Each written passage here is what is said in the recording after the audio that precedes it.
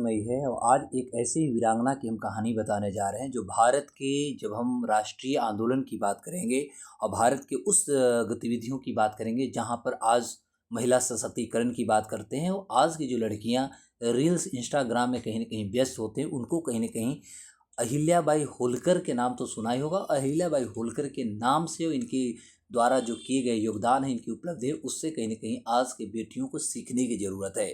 मैं आज उन्हीं की बात कर रहा हूँ, अहिल्याबाई होलकर, जिन्होंने महिला सशक्तिकरण के, समाज सुधार के क्षेत्र में, समाज विकास के साथ साथ जो धार्मिक गतिविधियाँ थी, धार्मिक गतिविधियाँ में इनकी कैसे योगदान रही, अनेकों अनेक प्रकार की कठिनाइयों चुनौतियों के बावजूद भी यह महिला कैसे आगे बढ़ती है और कैसे भारत में अपनी जो एक जो भूमिका होती है, अपनी एक पहचान और छवि जो होती है, इस छवि को कैसे बरकरार रखती है, कैसे बनाती है। आज के युवा युवतियों को इनसे ज्ञान जरूर लेनी चाहिए और इनसे प्रभावित भी होने की ज़रूरत है। यदि आप फेसबुक, इंस्टाग्राम, व्हाट्सअप ये सब पे बहुत ज़्यादा व्यस्त हैं, खासतौर पे आज की युवतियों की मैं कहूँगा, तो आप ज़रूर इनके से प्रेरणा लें, इनसे प्रेरित हों। और आज मैं वैसे ही वीरांगना की बात करूँगा तो ये 18वीं शताब्दी की बात है, जब मालवा साम्राज्य की मराठा रानी रानी देवी अहिल्याबाई होलकर की 300वीं जयंती पर मध्य प्रदेश सरकार द्वारा विगत 9 माह से आयोजित विभिन्न कार्यक्रमों का आज 31 मई 2025 को समापन कल कर दिया जाएगा। आज जैसा कि 30 तारीख है, यानी 30 मई है, कल जो होगी इस समाप्ति होगी, घोषणा की जाएगी। अहिल्याबाई होलकर के बारे में हम लोग थोड़ा जानें तो अहिल्याबाई होलकर का जो जन्म हुआ था 31 मई 1725 को महाराष्ट्र के अहमदनगर जिले के एक चौड़ी गांव है, वहीं पर एक साधारण धनगर परिवार में इनका हुआ था। विवाह इनका 1733 में हुई थी। 8 वर्ष की आयु में इनको खंडेराव होलकर से मात्र 8 साल की उम्र में इनकी शादी हो गई थी।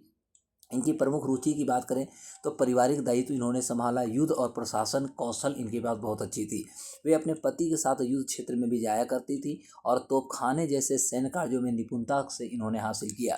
राज का यदि हम उत्तरदायित्व की बात करें तो 1754 में कुंभेर युद्ध जब हुआ था तो उनके पति खंडेराव जो की मृत्यु हो गई थी और उस समय अहिल्याबाई केवल मात्र 29 साल की थी और वे सती होने की भी विचार कर रही थी, परंतु ससुर जो थे मल्हार राव, उन्होंने उन्हें राज्य संभालने की जिम्मेवारी सौंप दी और इस तरह से सती होने से रुक गई या बच गई। महारानी जो है, इनको महारानी का भी दर्जा मिला। 1767 की बात है, जब उनके ससुर मल्हार राव होलकर जो थे और उनके इकलौते पुत्र मालो जीराव की मृत्यु के बाद अहिल्याबाई ने पूर्ण रूप से मालवा साम्राज्य का शासन अंत में संभाल लेती है। लोक माता का भी इनको दर्जा मिला।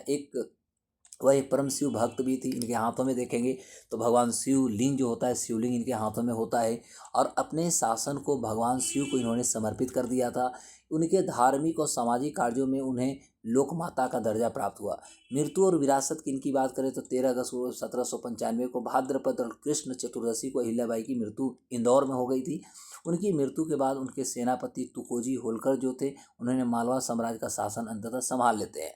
अब मैं यदि इनकी शासन व्यवस्था की बात करूं तो शासन काल और इनके प्रशासनिक योगदान में सबसे पहला इंपॉर्टेंट हमें जानना होगा कि इनका व्यवस्थित न्याय व्यवस्था क्या था। मैं आपको बता दूं कि गांव में पंचायतों को मजबूत किया इन्होंने और न्यायालयों की इन्होंने स्थापना भी की ताकि प्रजा को त्वरित और निष्पक्ष उनको न्याय मिल सके।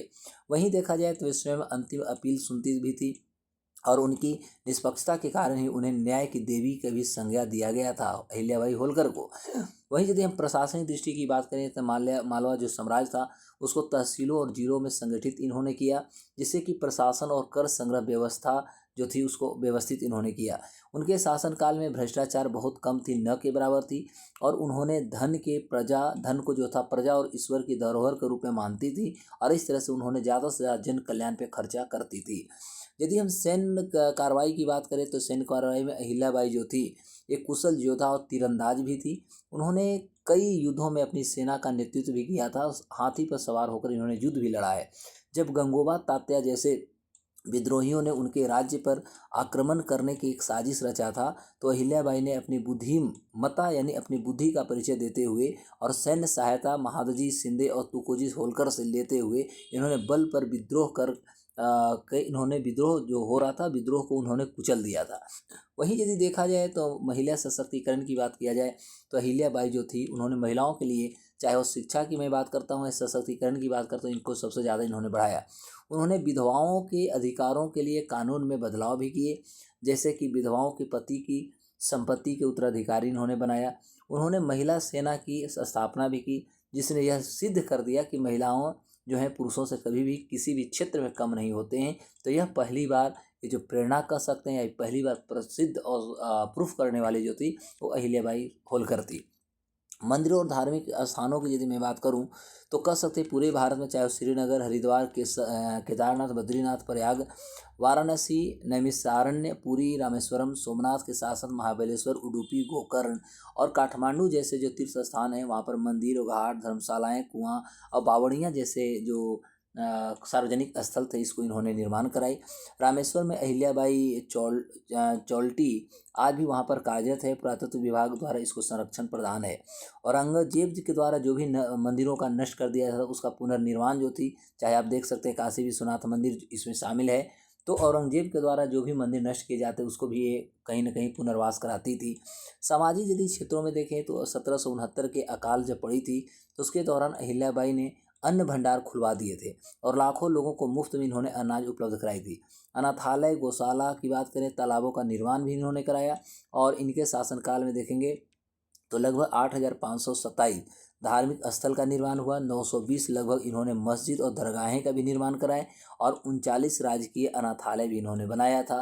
तो ये थे अहिल्याबाई होलकर। तो आज 30 मई है और 30 मई को अहिल्याबाई होलकर की जो जयंती मनाई जा रही है, इसके लिए हम भी सशक्त नमन करते हैं ऐसे वीरांगना को, ऐसे महिला को जिन्होंने भारत को एक अच्छी रास्ता दी, एक मार्ग प्रशस्त किया। महिला सशक्तिकरण हो, प्रशासनिक गतिविधि हो या अन्य प्रकार के क्षेत्र हों, जिस तरह से इनकी योगदान है, यह योगदान कहीं ना कहीं आज भी भारत के इतिहास में इस स्वर्ण अक्षरों में बनी हुई है। और सबसे पहली बात है कि जिसके घर में कोई परिवार न हो, जेंट्स न हो, इन्होंने किस तरह से अपना जो बहादुरी होता है, बहादुरी का इन्होंने कैसे परिचय दिया, आज के युवाओं को, युवतियों को इससे ज़रूर प्रेरित होना चाहिए।